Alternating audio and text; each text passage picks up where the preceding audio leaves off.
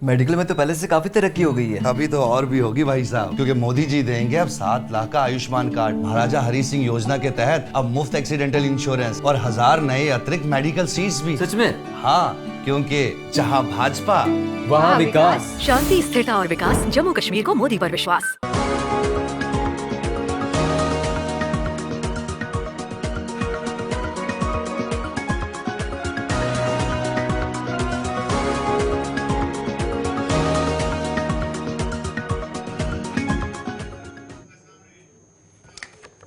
Break के बाद इस्तकबाल आप सबका प्रोग्राम सलाम जी के आप देख रहे हैं 9 बज चुके हैं और प्रोग्राम में ज़रा मज़ीद गुफ्तगू करते हैं, आगे बढ़ते हैं। और बात जब हो रही थी हसन नसरुल्लाह के हवाले से, तो उनके जाने के बाद जिम्मेदारियां मज़ीद तफवीज़ की जा रही हैं और इस सिलसिले में हिकमत अमली हिजबुल्लाह की जानिब से तरतीब दी जा रही है। बड़ी बात यह है कि दुनिया भर के अंदर ये चर्चा हो रहा है कि हिजबुल्लाह के अगले मुतवक्का सरबराह कौन होंगे। तो हाशिम सफ़ीउद्दीन नया नाम सामने आ रहा है, जो चचाजाद भाई भी हैं हसन नसरुल्लाह के।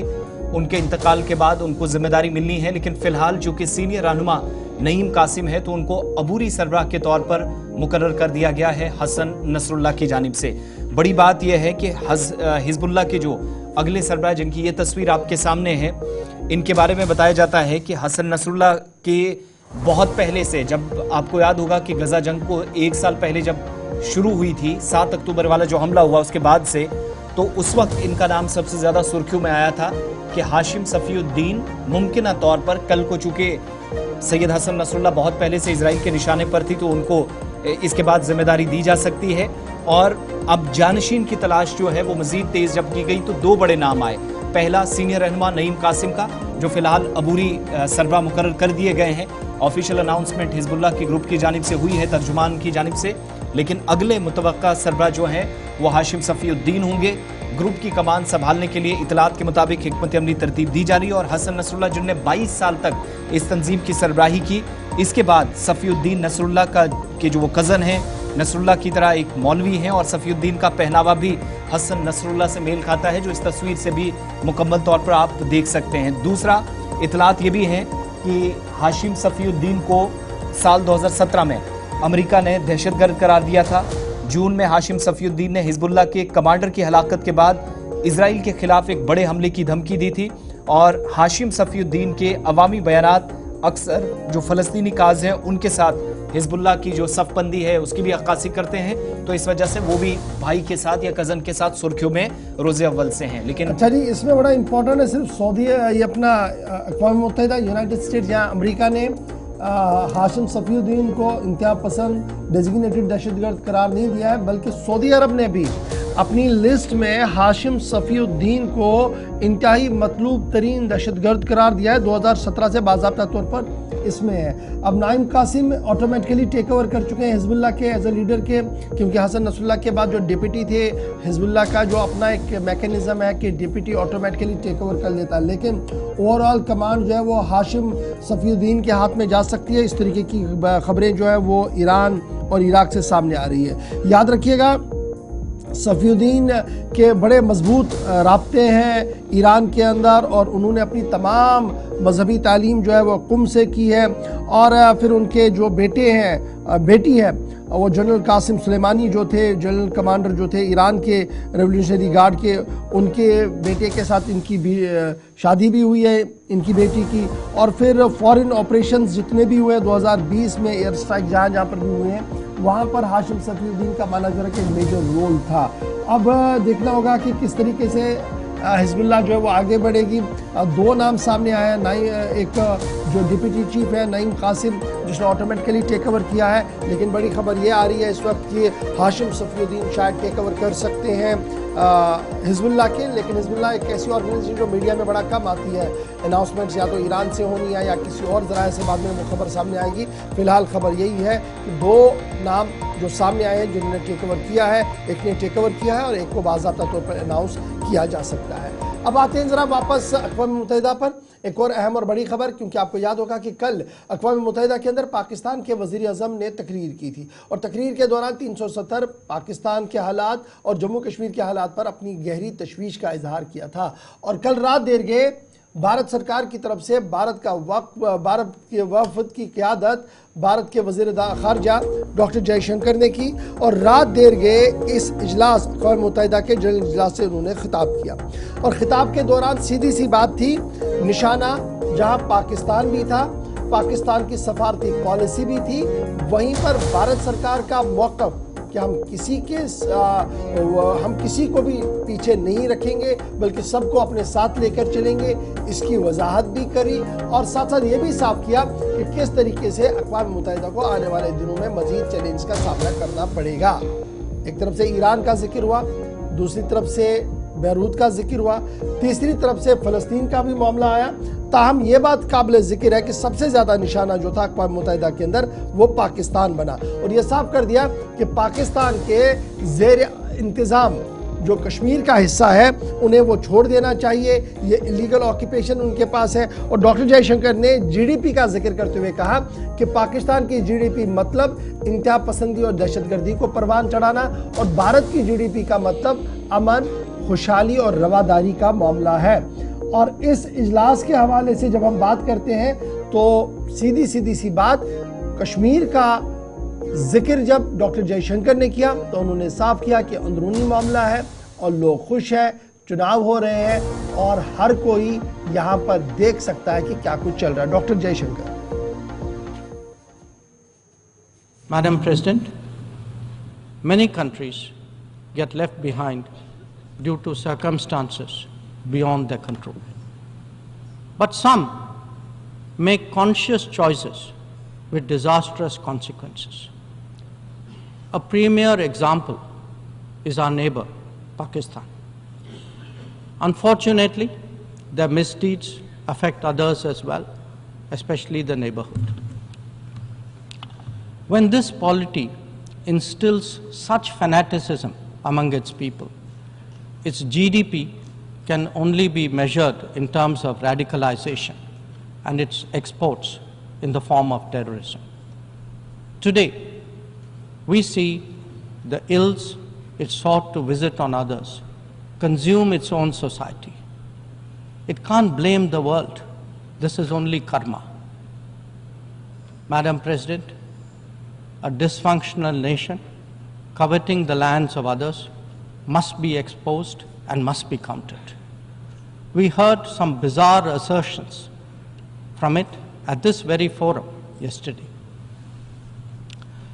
So let me make India's position perfectly clear. Pakistan's cross-border terrorism policy will never succeed, and it can have no expectation of impunity. On the contrary, actions will certainly have consequences. The issue to be resolved between us is now only the vacation of illegally occupied Indian territory by Pakistan, and of course, the abandonment of Pakistan's long-standing attachment to terrorism. Madam President, the global order is inherently pluralistic and diverse.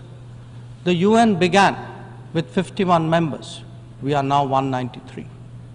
The world has changed profoundly, and so have its concerns and its opportunities. But to address both, and indeed to strengthen the order itself, it is essential that the UN be the central platform for finding common ground. And that it certainly cannot be by remaining anachronistic. Large parts of the world cannot be left behind when it comes to deciding the key issues of our times. An effective and efficient UN, a more representative. चलिए आगे बढ़ते हैं। ये बात थी भारत और पाकिस्तान की United Nations के अंदर जो कुछ हुआ। बात अब जरा जम्मू कश्मीर की भी करते हैं, क्योंकि कैंसर के मरीजों को मुश्किलात का। हेलो गाइस, आज जम्मू कश्मीर में वोटिंग के दिन। देखते हैं आज हमारे घर में कौन किसको वोट देगा। छोटे, तू किसको वोट देगा? मोदी जी को।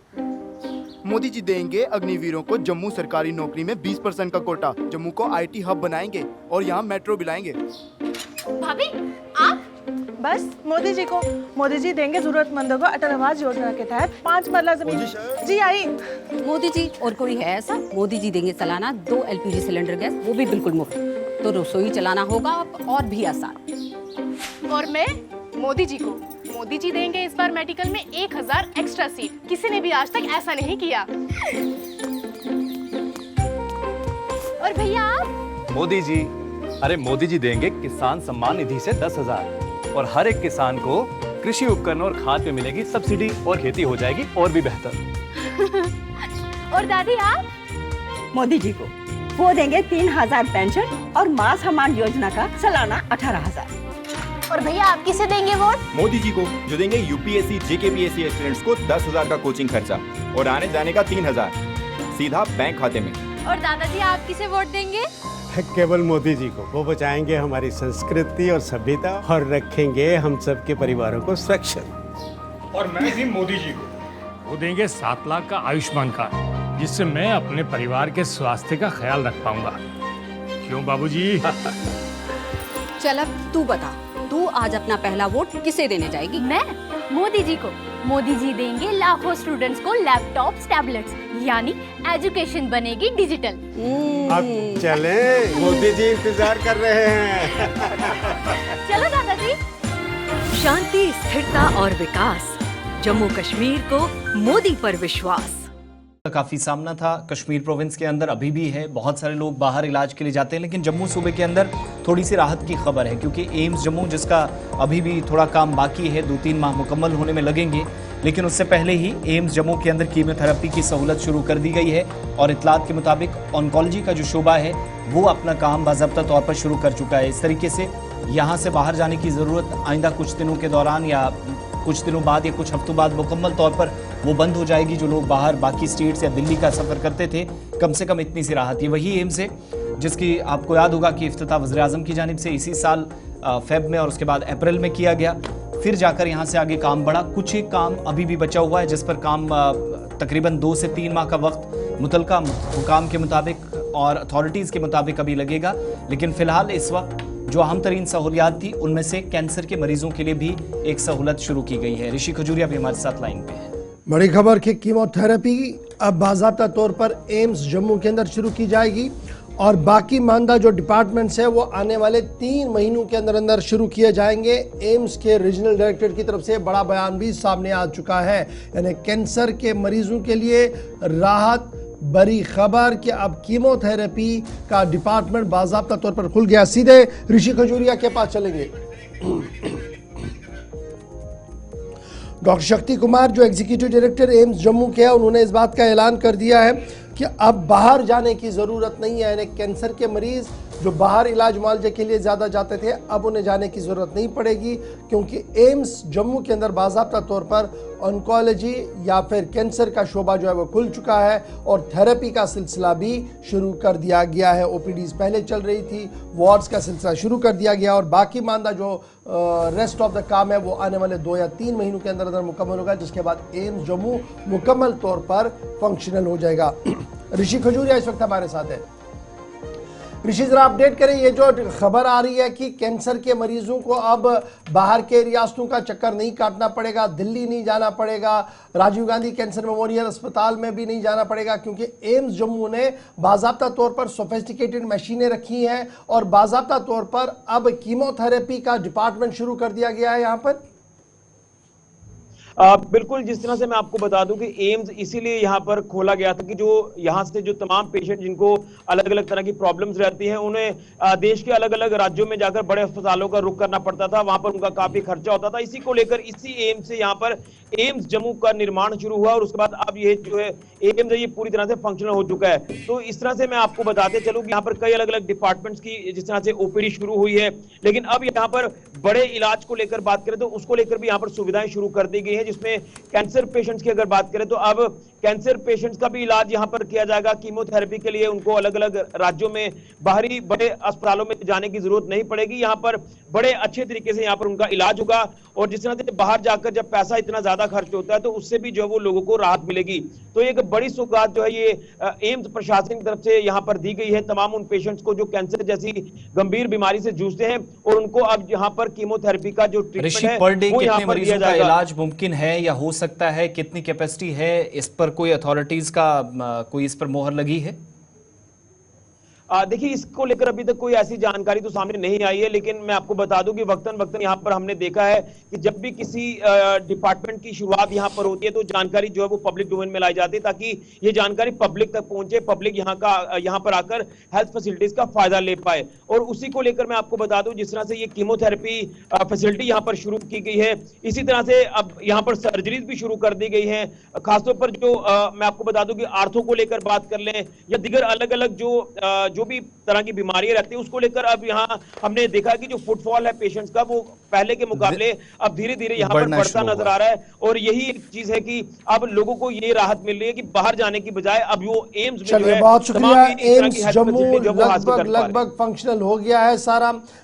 कीमोथेरेपी के डिपार्टमेंट ने भी काम शुरू कर दिया है। बाकी मानदा काम जो है वो 2 या 3 महीनों के अंदर अंदर मुकम्मल होगा, जिसके बाद एम्स जम्मू मुकम्मल तौर पर तैयार हो। एक तरफ से एम्स जम्मू फाइनल है, काम कर रहा है, ओपीडी सर्विसेज चल रही है, सर्जरी शुरू हो गई है, इंडोर पेशेंट्स का आना शुरू हो गया है और मुख्तलिफ शोबाजात जो है वो काम करें। लेकिन सूबा कश्मीर का एम्स कब इनॉग्रेट होगा, एक बड़ा सवाल है। फिलहाल बढ़ते हैं जी आगे, आपको जरा फटाफट से बताते चले कि उर्स की तकरीब को पेश नज़र छुट्टी का जो सिलसिला था उसमें तरमीम कर दी गई है। उर्स शेख नूरुद्दीन नूरानी रहमतुल्लाह अलैह के सिलसिले में बाज़ाब्ता तौर पर कैलेंडर जारी कर दिया गया है और रात देर गए इंतज़ामिया ने इस बात की तस्दीक की कि पहले ही तशहीर शुदा छुट्टी को कैंसिल कर दिया गया है और अब ये छुट्टी जो है गवर्नमेंट की तरफ से पोस्टपोन करके अब मंडे को होगी। जो आज छुट्टी थी इसको मंडे कर दिया गया है, यानी बाज़ाब्ता तौर पर जो ज़ायरीन शबखानी में हिस्सा लेंगे उनके लिए बड़ी राहत भरी बात होगी, क्योंकि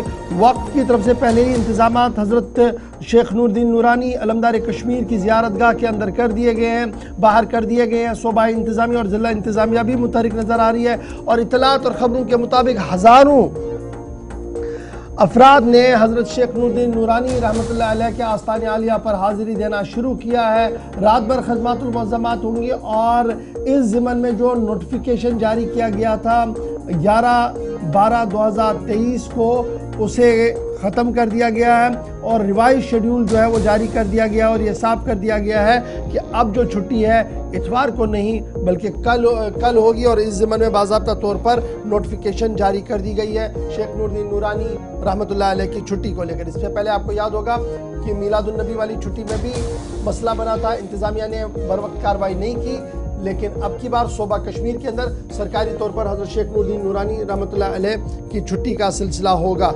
606वां उर्स शरीफ। अच्छा, दूसरी खबर आपको फटाफट से बताते हैं, उसके बाद ज़रा हमने ब्रेक पर भी जाना है। उर्स की बात जब चल रही है तो 606वां उर्स हज़रत जानबाज वली रहमतुल्लाह अलैह भी निहायती अक़ीदत व एहतराम के साथ मनाया गया है और इस ज़िमन में उनकी दरगाह पर खानपुरा बारामूला के अंदर रात भर खत्मातुल मुअज़्ज़मा दरूद अज़कार की रूह परवर मजलिसें भी हुई हैं। बड़ी खबर कि 606वां उर्स मुबारक हज़रत सईद जानबाज वली रहमतुल्लाह अलैह निहायती अक़ीदत व एहतराम के साथ मनाया गया है और इस ज़िमन में रियासती इंतज़ामिया, सूबाई इंतज़ामिया और रियासती वक्फ बोर्ड की तरफ से भी तमाम इंतज़ाम यहाँ पर किए गए थे। रात भर खत्मातुल मुअज़्ज़मात की मजलिस हुई और खुसूसी दुआओं के साथ सुबह मजलिस को इख्तिताम भी फजर के बाद किया गया है। खानपुरा बारामूला जहाँ पर सईद जानबाज वली रहमतुल्लाह अलैह का उर्स अक़ीदत व एहतराम के साथ मनाया गया। गुजरने के बाद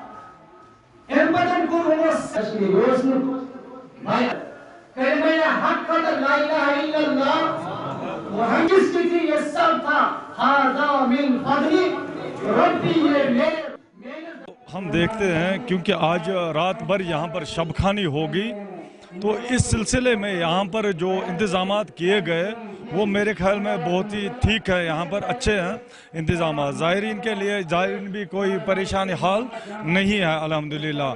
मैं ये कहूँगा कि हज़रत सईद जानबाज वली 120 सादात लेकर वारिद कश्मीर हुए। आप ईरान के मशहूर शहर इस्फान से यहाँ पर वारिद हुए, सिर्फ इस गर्ज से कि दीन इस्लाम की बका हो, दीन इस्लाम की शम्मा रोशन हो, यही हज़रत सईद जानबाज वली का मिशन है। आज अगर देखते हैं दूर दराज इलाके से यहाँ पर लोग आए हैं, इनका काफ़ी तांता बना हुआ है यहाँ पर। और अल्हम्दुलिल्लाह आज सब यहाँ पर बस यही दुआ मांग रहे हैं, अल्लाह तबारक ताला इस मुल्क कश्मीर को भी अपनी वही पुरानी सूरत हाल में रखे, जिस तरफ यहाँ पर पहले अमन था, शांति थी, वही यहाँ पर कायम हो जाए। यहाँ पे शब खानी इंशाअल्लाह यहाँ पर रात भर शब। चलिए, शब खानी की तकरीबात, दुरूद व अज़कार का सिलसिला और रूह परवर मजालिस मुख्तलिफ हिस्सों के अंदर हुई। आज दिन भर भी ये सिलसिला जारी रहेगा और छुट्टी जो आज होनी थी, वो जो पहली खबर में हम आपको बताएं, शेख नूरुद्दीन वली अलैहि रहमा का जो उर्स पाक है, उस सिलसिले में आज रखी गई थी, तो उस पर एतराज़ात काफ़ी हुए और इस सिलसिले में वक्फ बोर्ड की जानिब से भी एक मकतूब रवाना किया गया था सरकार को, जिसका संजीदा नोटिस लिया गया और आज की छुट्टी अब कल यानी पीर के रोज़ होगी। वक्त एक छोटे से ब्रेक का है, ब्रेक के उस पार वापस आएंगे। आज आखिरी दिन है जम्मू कश्मीर के आखिरी मरहले से कबल होने वाले इंतखाबी तशहीर का और मुख्तलिफ इलाकों के अंदर वादी कश्मीर में अगरचे कुछ एक हिस्सों में कैंपेन कल से ही, जब हमने इजराइल और फ़लस्तीन के दरमियान जो कुछ हुआ या लबनान से खबर आई, तो कैंपेन रोकने का ऐलान कुछ पार्टियों ने किया, लेकिन दूसरी जानिब जम्मू सूबे के अंदर ये प्रचार, ये जो कैंपेन है वो कंटिन्यू रहेगी। दिन भर होने वाली सरगर्मियों पर मुकम्मल तफसीलात ब्रेक के उस पार।